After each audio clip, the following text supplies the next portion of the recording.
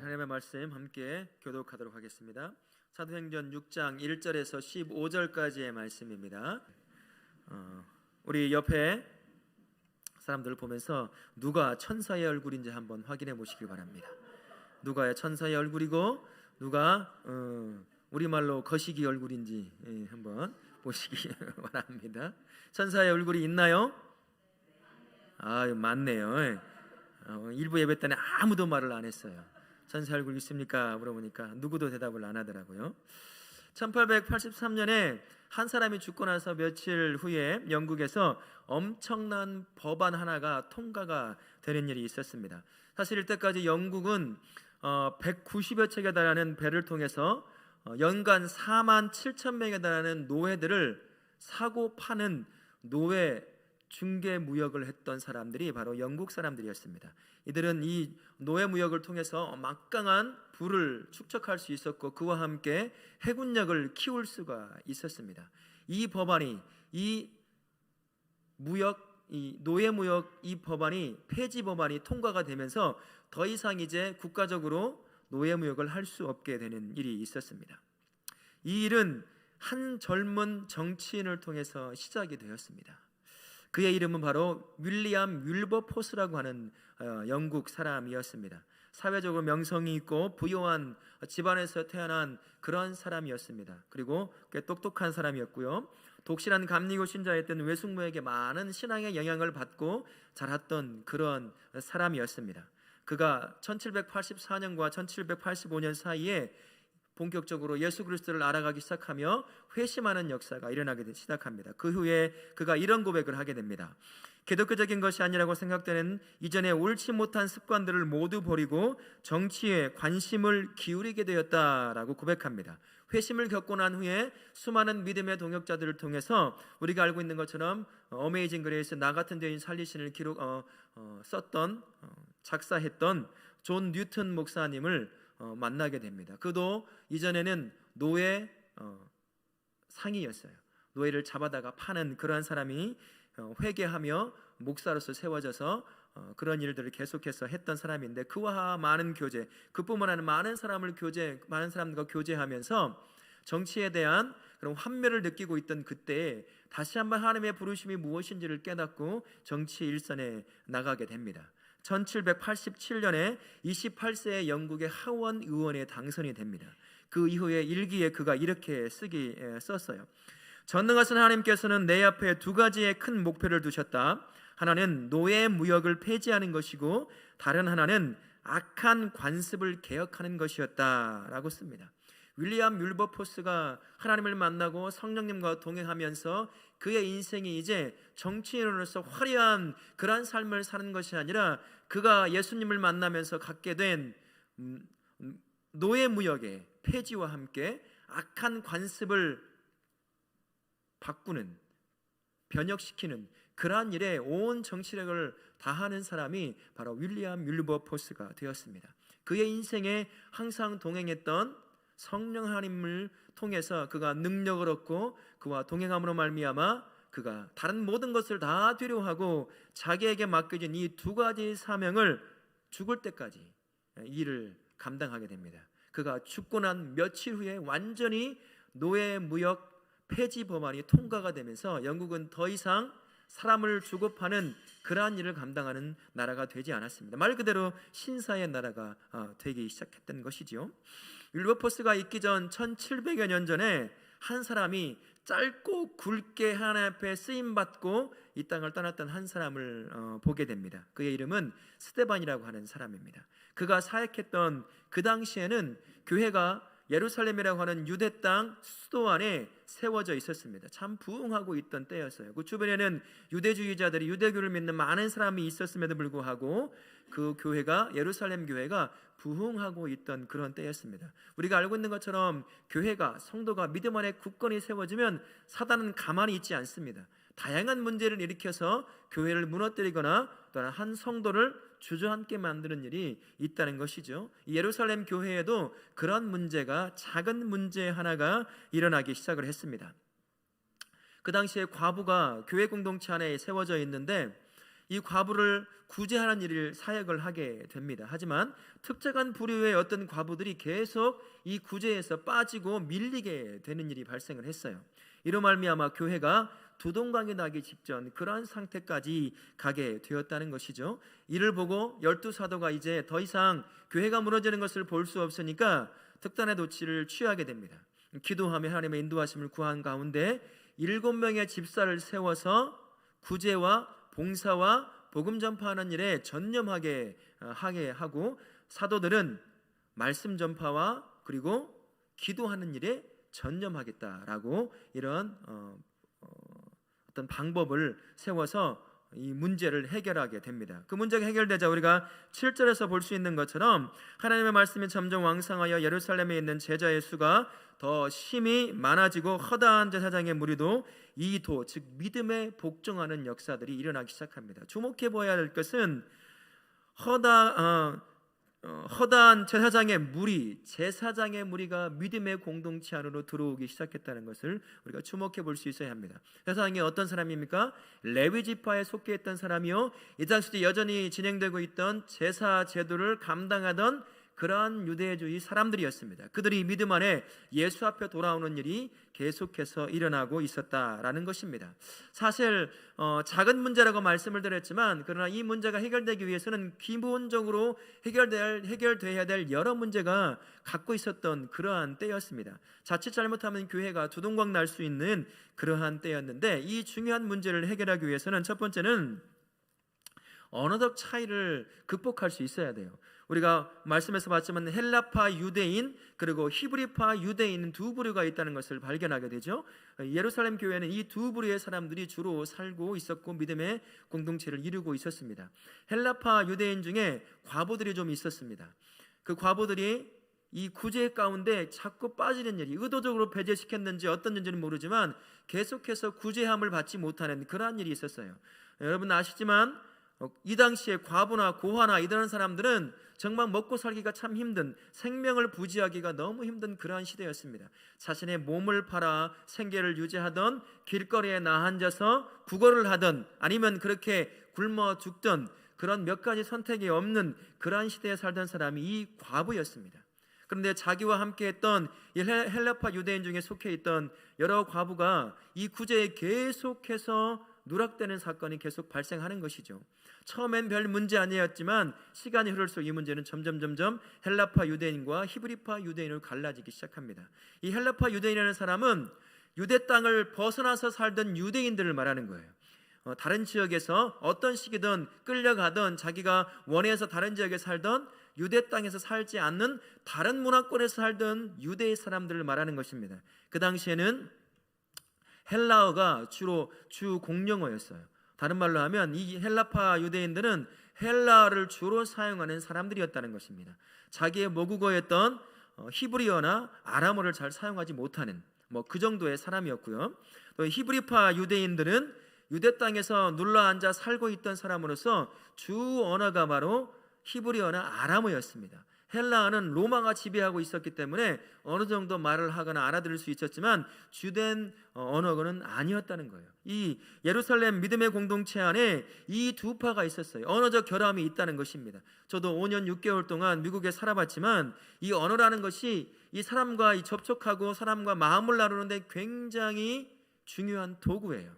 그러나 열어난 장벽이 딱 있으면 이 대학적인 삶의 중요한 부분들만 이야기하면 나눌 수 있지, 진짜 마음을 나누기가 참 어렵습니다. 믿음의 공동체 안에서도 마찬가지예요. 그러니까 쉽게 미국 사람들의 그 공동체 안에 들어가서 마음을 나누고 교제하기가 어렵다라는 것입니다. 10년 이상을 이 언어를 습득하며 해야 되죠. 보통의 사람들은 그래요. 9년 364일도 안 하고 10년을 딱 넘겨야 자연스럽게 말하고 자연스럽게 알아들을 수 있다, 이런 얘기를 농담 삼아 합니다. 그때 마음을 터놓고 교제가 일어나기 시작해요. 예루살렘 공동체에도 마찬가지였습니다.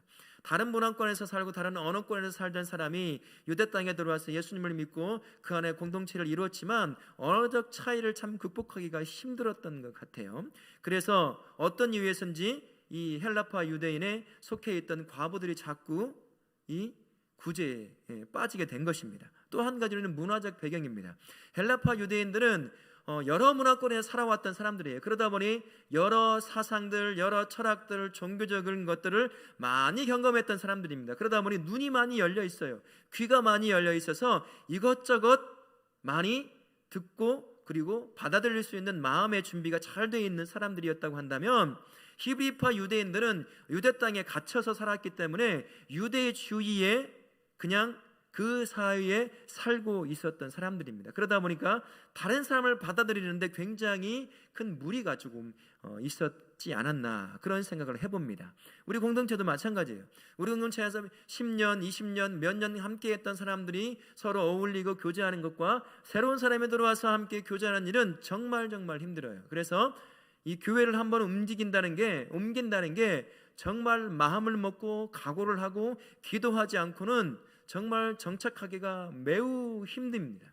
이건 누구나 다 경험해 보실 수 있는 삶일 것입니다. 유대에 있던 예루살렘 공동체도 마찬가지예요. 서로 다른 문화권에 있다 보니 이 유대 이 땅에서 살던 히브리파 이 유대인들이 이 자유로운 생각을 하고 말을 하는 이 헬라파 유대인들을 받아들이기가 참 어려웠던 모양이에요. 그러니 의도적으로, 어떤 측면에서는 의도적으로 이 헬라파 유대인의 과부들을 이 구제에서 뺄 수도 있었던 것 같습니다.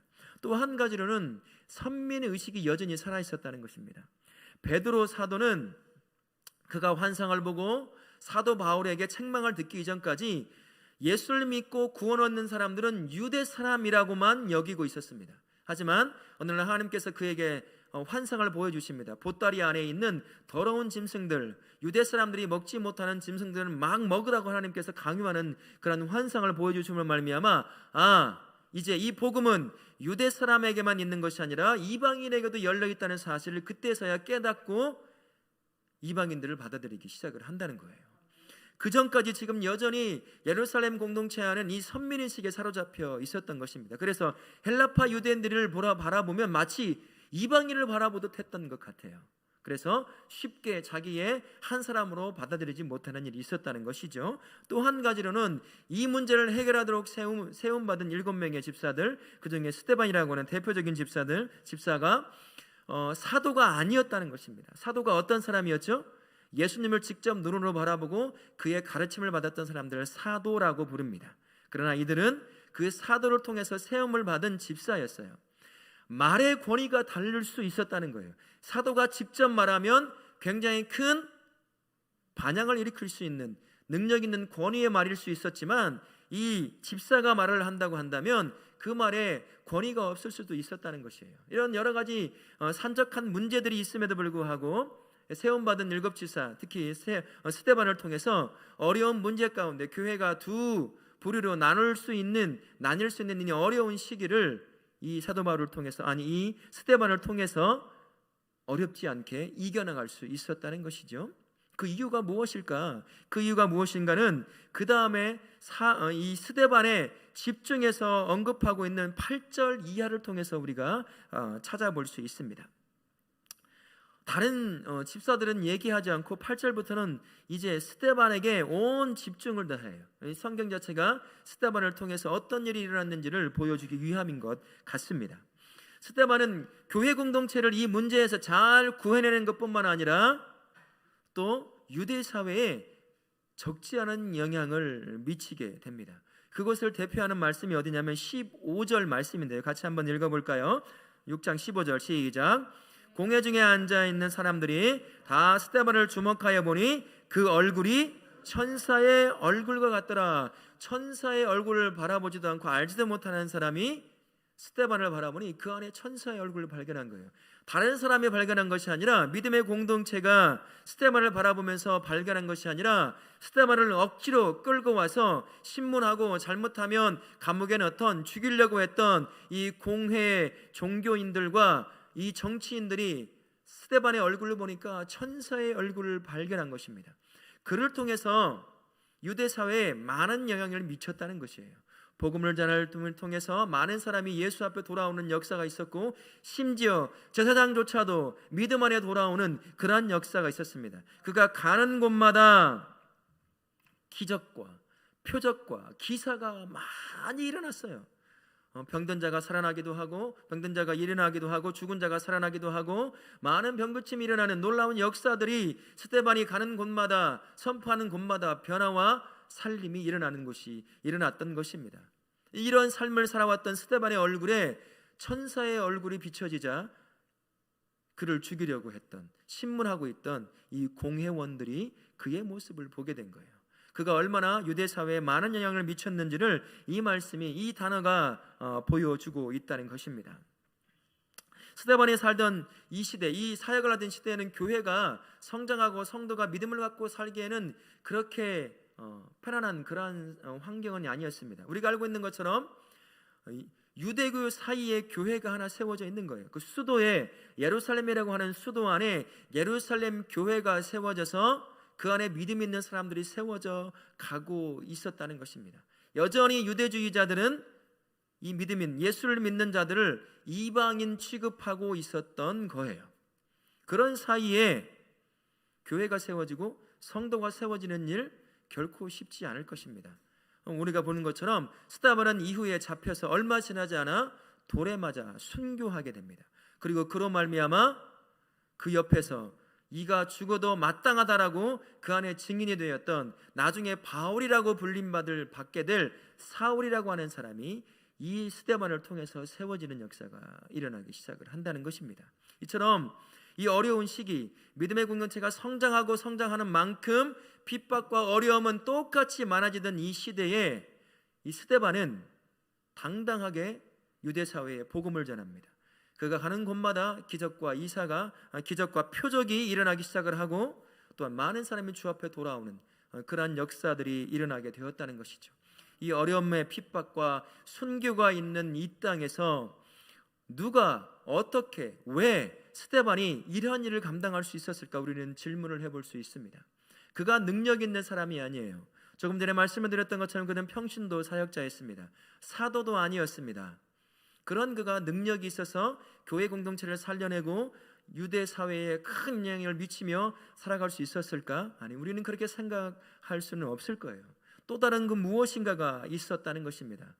스데반을 두고 성경은 뭐라고 말씀하냐면 반복적으로 그를 향해서 이렇게 말합니다. 우리 3절 말씀을 보면요, 성령과 지혜가 충만하여 칭찬받는 사람이었다라고 말씀합니다. 5절 말씀을 보면 믿음과 성령이 충만한 사람이었다라고 말합니다. 10절 말씀을 보면 지혜와 성령으로 말하는 사람이었다라고 말씀하고, 우리가 읽지 않았지만 7장 55절을 통해서 성령이 충만한 사람이더라라고 성경은 스데반이 누구인지를 설명해 주고 있습니다. 스데반, 그 아무런 능력도 없는 것 같은 그 사람을 통해서 유대의 믿음의 공동체가 건강하게 세워지고 유대 땅을 변화시켰던 그것은 그 스데반의 개인적인 능력이 아니라 그 안에 그와 동행했던 성령 하나님, 그가 능력으로 그의 인생을 충만히 채웠기 때문에 그 능력으로 말미암아 믿음의 공동체를 어려움 가운데서 다시 세워낼 수 있었고 유대 사회를 변화시킬 수 있었던 것입니다. 스데반의 능력은 그의 능력이 아니라 그 안에 가득 채워져 있었던 성령 충만함의 그 능력으로 그 일을 감당할 수 있었던 것입니다. 그러니 우리가 성령 충만함을 항상 간구해야 할 것입니다. 우리 다울학교의 모든 성도님들은 다른 것, 이 땅의 것이 아니라 성령의 충만함을 항상 간구하실 수 있기를 예수님의 이름으로 축원합니다. 아멘. 그러면 스데반의 역사를 이끌었던 이 성령님은 어떠한 분이신가 우리가 한번 알아봐야 될 필요가 있습니다. 성령 하나님은요, 내가 마음대로 부릴 수 있는 천사가 아니에요. 우리가 우상을 섬기듯 그렇게 내가 원하는 것들을 이렇게 말하고 달래고 무엇을 주면 주는, 그렇게 내가 부릴 수 있는 그러한 분이 아니라는 것입니다. 성령님은 하나님이신 줄 믿습니다. 성령님은 하나님이시면서 능력을 가지신 전능하신 하나님이십니다. 그 하나님이 어떠한 분인지 성경은 이렇게 표현하고 있습니다. 요한복음 6장 63절과 사도행전 1장 8절 말씀을 같이 한번 보실까요? 같이 한번 읽겠습니다. 살리는 것은 영이니 육은 무익하니라. 내가 너희에게 이런 말은 영이요 생명이라. 성령 하나님은 생명을 주시는 능력, 생명의 능력 되시는 분이십니다. 그분 안에 있을 때 생명을 누릴 수 있는 것입니다. 사도행전 1장 8절 말씀을 볼까요? 오직 성령이 너희에게 임하시면 너희가 권능을 받고 예루살렘과 온 유대와 사마리아와 땅끝까지 이르러 내 증인이 되리라 하시니라. 성령 하나님은 능력, 권능을 가지신 분이십니다. 사람을 변화시키시고 나라를 변화시킬 수 있는 능력을 가지신 분이 성령 하나님이시라고 말씀이 우리에게 전해주고 있습니다. 또한 요엘서 2장 28절과 29절 말씀 같이 한번 볼까요? 시작. 그 후에 내가 내 생명을 만민에게 부어주리니 너희 자녀들이 장래일을 말할 것이며 너희 늙은이들이 꿈을 꾸며 너희 젊은이는 이상을 볼 것이며 그때 내가 또 내 영을 남종과 여종에게 부어줄 것이며 뭐라고 말씀하십니까? 너희 자녀들이 장래일을 말할 것이다, 예언할 것이다. 예언의 능력을 가지신 분이 바로 성령 하나님이십니다. 그 하나님이 충만한 자는 그의 입을 통해서 예언하며 방언하며 장래일을 말하는 그러한 사람으로 세워지게 하시는 분이 바로 성령 하나님이시라는 사실을 기억하실 수 있기 바랍니다. 에베소서 1장 18절 말씀은 뭐라고 말씀하시죠? 너희 마음의 눈을 밝히사 그의 부르심의 소망이 무엇이며 성도 안에서 그 기업의 영광이 풍성함이 무엇이며. 너희 마음의 눈을 밝히시는 분, 우리에게 지혜가 되셔서 기록된 말씀, 하나님의 말씀을 깨달아 알게 하시는 분이 바로 지혜의 능력이신, 지혜를 가지고 계신 성령 하나님이십니다. 우리가 말씀을 통해 하나님의 뜻을 알기 위해서는 성령 하나님의 지혜가 내 안에 충만히 있어야 그 하나님의 말씀을 깨달아 알 수 있는 것입니다. 우리 성령 하나님이 바로 그러한 지혜의 능력 되신 줄 믿습니다. 에베소서 3장 16절 말씀은 또한 이렇게 말씀합니다. 같이 한번 읽겠습니다. 영광의 풍성함을 따라 그의 성령으로 말미암아 너희의 속사람을 능력으로 강건케 하시오며. 우리 안에 내 영혼을 강건케 하시는 그분, 그것은 내가 의지하고 내가 결심하고 한다고 해서 나의 영혼이 강건해지는 것은 아닙니다.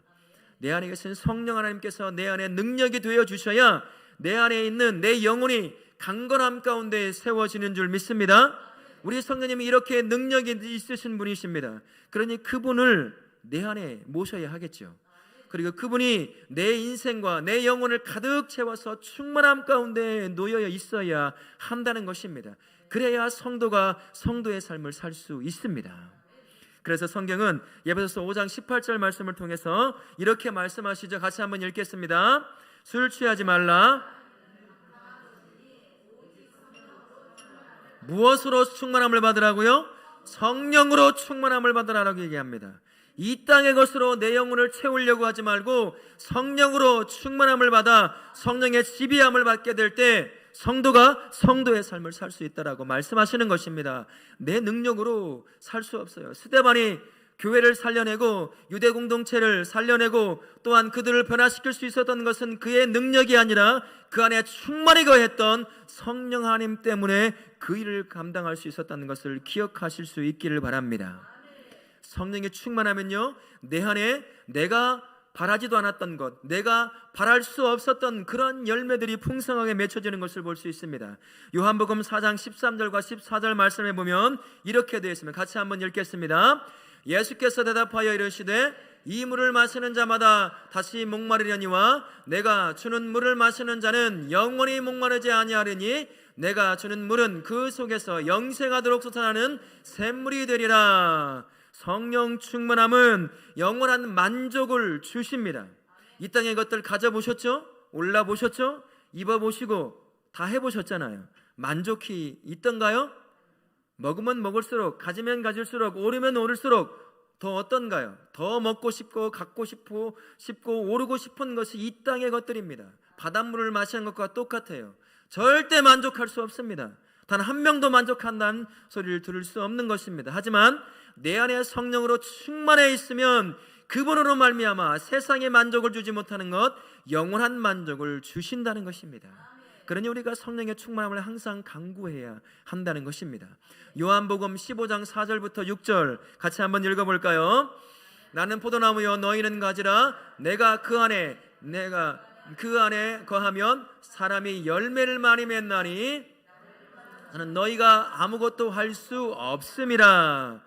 성령님을 통해서 함께 역사하시는 예수 그리스도, 그분의 안에 거할 때 그분이 맺었던 삶의 모든 열매가 내 삶을 통해서 열매를 맺는다는 거예요.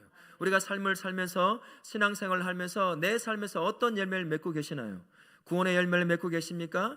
행복의 열매를 맺고 계시나요? 사람을 살려내는 열매를 맺고 계시나요? 아니면 그저 그냥 그렇게 아무런 열매도 없이 그냥 종교 생활로 삶을 살고 계십니까?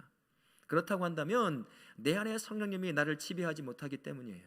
내 안에 성령님으로 충만하지 못하기 때문에 내 삶을 통해서 삶의 열매가 없는 것입니다.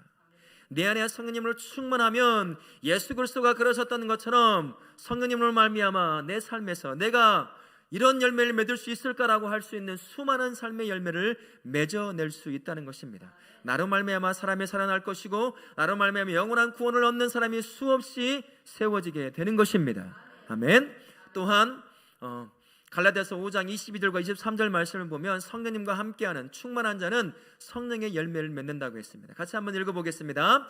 오직 성령의 열매는 사랑과 희락과 화평과 오래 참음과 자비와 양성과 충성과 온유와 절제니 이 같은 것을 금지할 법이 없느니라. 우리는 성령의 열매를 갈급하며 살아가잖아요. 그런데 우리 삶에서 성령의 열매가 맺혀지나요?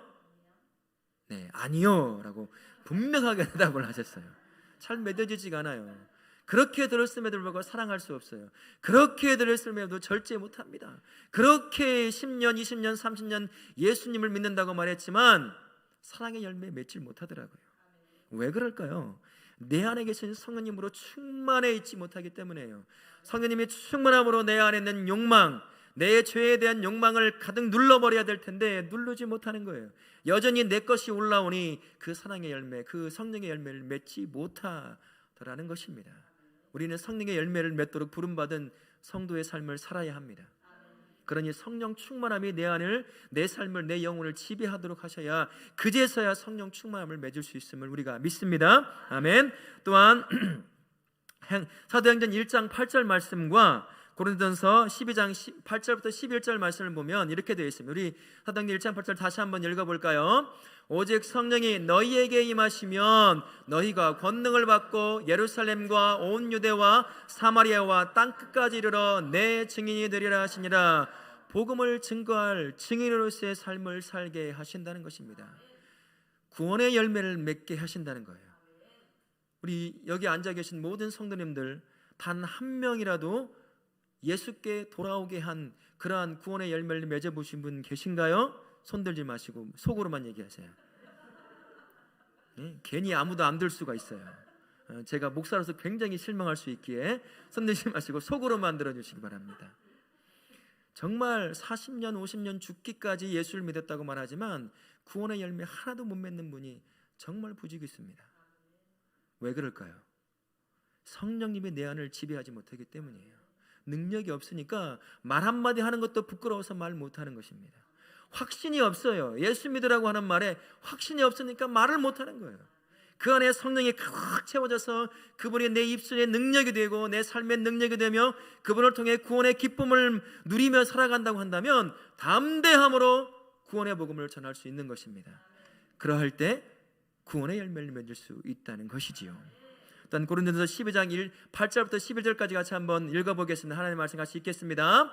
어떤 사람에게는 성령으로 말미암아 지혜의 말씀을, 어떤 사람에게는 같은 성령을 따라 지식의 말씀을, 다른 사람에게는 같은 성령으로 믿음을, 어떤 사람에게는 한 성령으로 병 고치는 은사를, 어떤 사람에게는 능력 행함을, 어떤 사람에게는 예언함을, 어떤 사람에게는 영들 분별함을, 다른 사람에게는 각종 방언 말함을, 어떤 사람에게는 방언을 통역함을 주시나니 이 모든 일은 같은 한 성령이 행하사 그의 뜻대로 각 사람에게 나누어 주시는 것이니라. 성령 안에 충만함이 있을 때 이러한 열매를 맺을 수 있다라고 말씀합니다. 참 제가 신앙생활 하면서 지금까지 계속 의문이 드는 것이 하나가 있는데요. 우리는 많은 사람이 방언의 은사는 받았어요. 근데 여기 보면 마지막에 뭐라고 되어 있냐면요, 어떤 사람에게는 방언들 통역함을 주시나니, 방언 통역하는 은사를 받은 사람은 한 명도 제가 지금까지 만나보지 못했어요.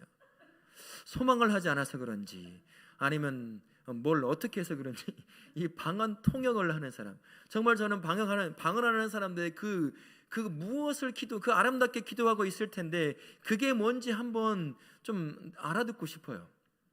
근데 아무도 방언 통역의 은사를 소망하지 않더라고요.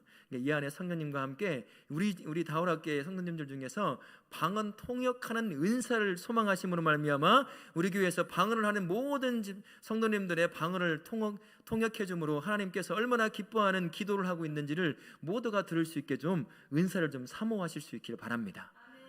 한 분만 하시네요. 많은 분들이 그렇게. 그래서 방언이 하나님께 어떻게 귀하게 쓰임 받는지 함께 나누면 좋겠습니다.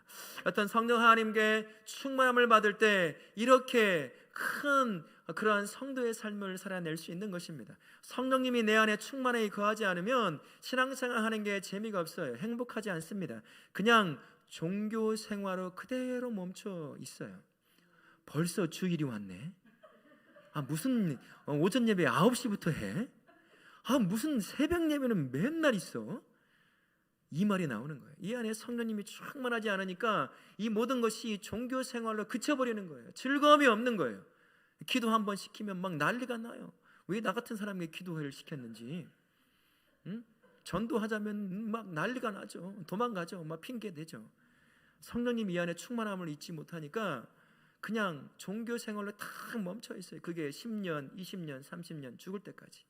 많이 봐요. 저 목사잖아요. 얼마나 많은 성도를 봐왔겠어요, 제가. 근데 어떤 사람은 1년, 2년, 3년밖에 예수님을 만난 지가 얼마 되지 않았는데 이 안에 성령님을 충만하니까 그냥 행복한 거예요. 내가 봐도 행복하지 않게 보이는데 문제에 문제를 안고 살아가는 사람인데 그의 얼굴이 스데반의 얼굴처럼 행복함으로 가득 채워져 있다는 것이에요. 그 이유가 무엇이냐면 그 안에 성령 하나님으로 충만해 있기 때문이에요.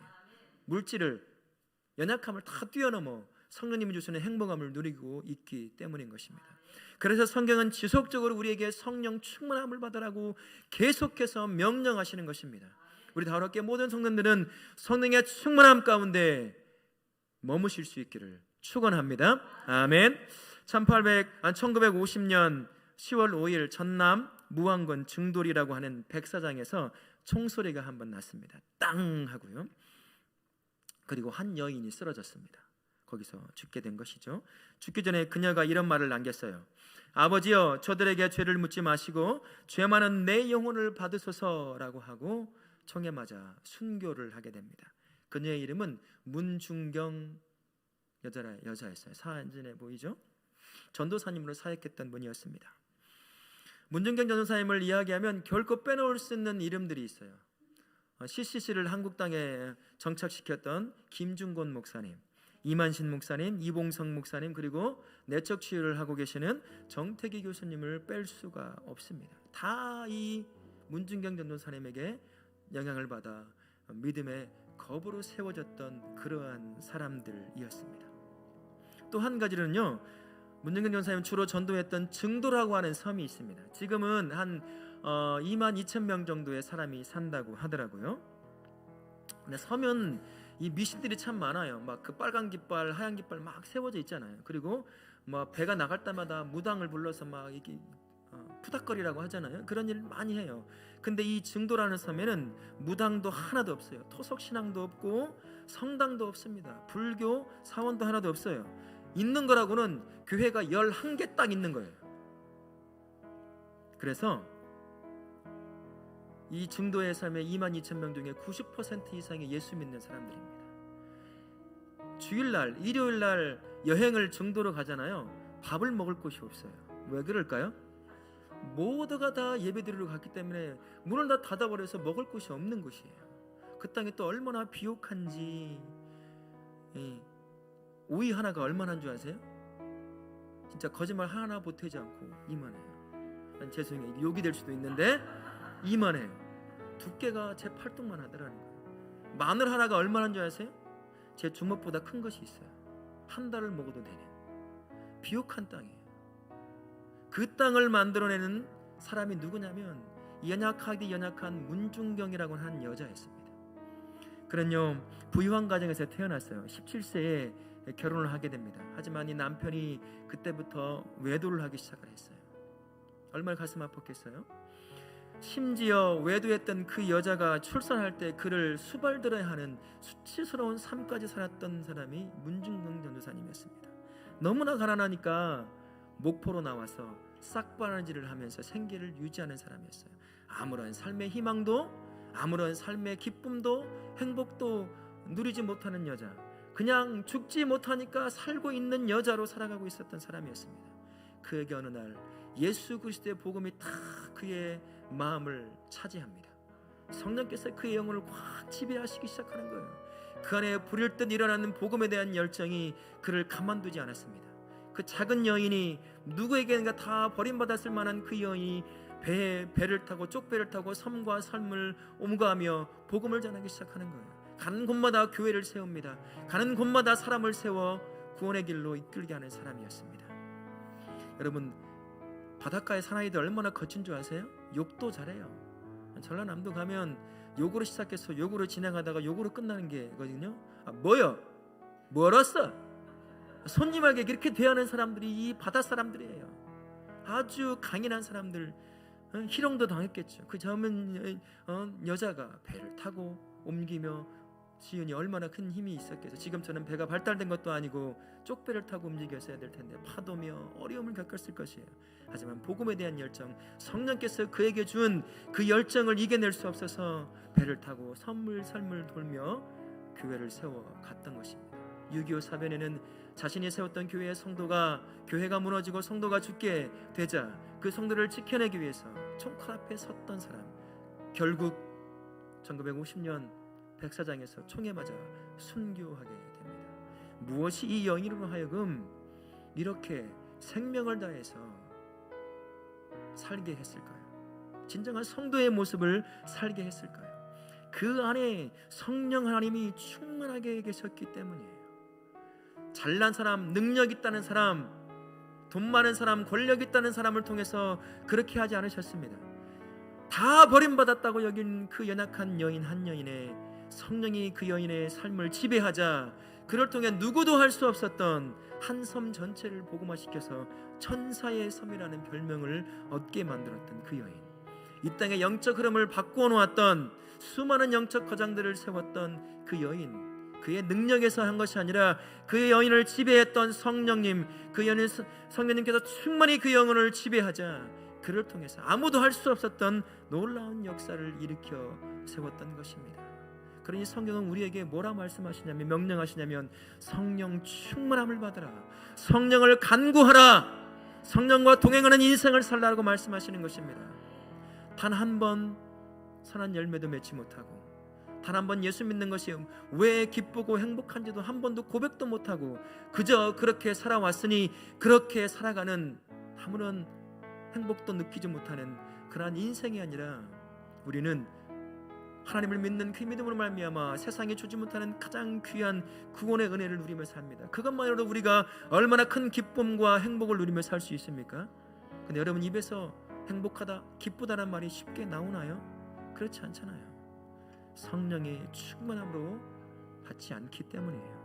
그러니 가장 먼저 이 땅의 것들 구하기 전에 성령 하나님, 나를 지배하여 주옵소서, 내 삶과 내 영혼을 가득 채우셔서 성령 하나님의 능력과 그 지혜로 내 인생을, 성도의 삶을 살아내게 도와주옵소서. 오늘 하루만 산다 할지라도 성령 하나님과 동행함을 말미암아 이 땅에 주지 못하는 가장 귀한 그 행복을 누리며 살기를 원합니다.